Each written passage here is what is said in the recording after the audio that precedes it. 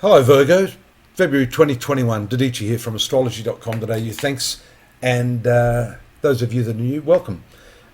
You'll notice straight away as I start the ball rolling here, on the first day of the month, a trine aspect. The blue lines are trines, the red ones are squares, and these are the challenging, what I call the major challenging aspects to look for in any given month. There are a lot of the minor aspects there, such as the sextile, the quincunx, the semi-square, semi-sextile, but for the most part, I just look at these are going to be the bigger challenging aspects, especially to the outer, larger planets. Now, do take a look at this huge conjunction of planets in your sixth house. That's the first thing we note here, and also this month the retrograde motion of your ruling planet, Mercury.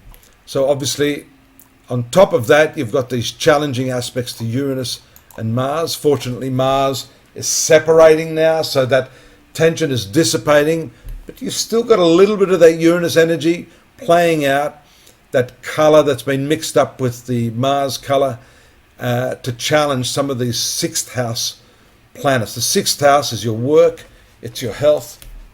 It's got to do with the environment in which you work. And so there's a lot of energy there dominating this part of your life. And I'm going to tell you in a minute the likely time that this is going to be triggered and when you're going to make those specific changes.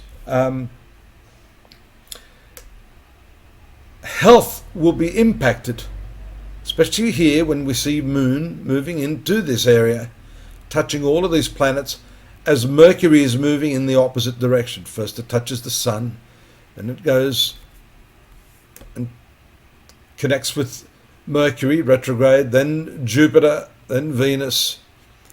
So you see here the new moon on the 12th. That's the date when we start to see some fairly significant movement, even if your ruling planet is retrograde. By the way, the retrograde Mercury for Virgo and Gemini, and for star signs like Taurus or Libra, Capricorn, aren't so bad.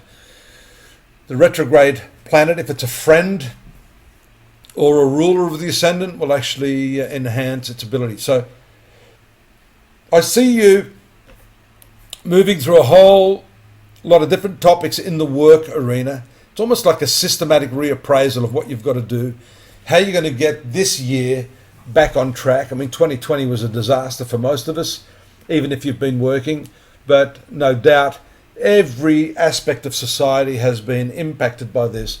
And so you're probably looking at ways, especially here around the 18th, when you've got Mercury moving into the orb of Saturn, which gives you really focused thinking, concentration. It may make you a little slow. If you're not sparking, best to leave the job and come back to it. The connection with Uranus and Mars here in the 9th house, that can show some unexpected red tape problems. That may also have to do with your work. Fortunately, on the 20th, we notice the moon moving into your 10th house, which is the career house. And the moon for you is a gainful planet because it rules this 11th house. So it makes contact there with the North Node, a collaborative planet, a planet that talks about how in tune with the culture and the prevailing trends you are. That moves into the 11th house on the 22nd. That's a good omen. Again, there's some nice blue lines here, as I call it. The blue lines are good.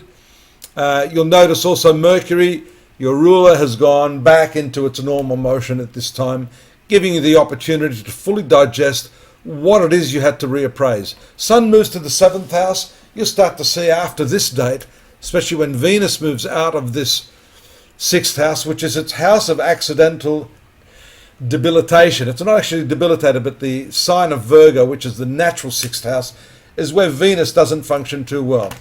Straight away into its exaltation sign. So whatever's happened there, even if you've had some severe doubts, some grave doubts about your work itself or the people that you work with, that's looking great.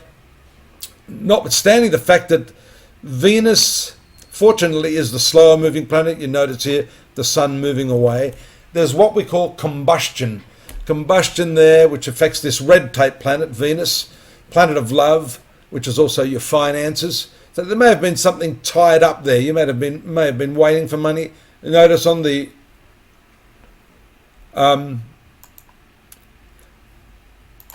Notice towards the end here, the full moon on the 28th. I should go back there. I've sort of I've overstepped the month.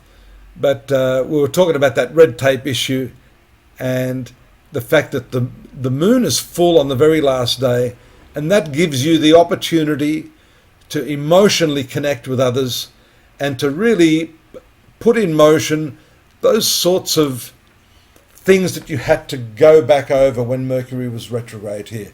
So it's a great end to the month. Full moon in your first house. Must be careful not to be too emotional.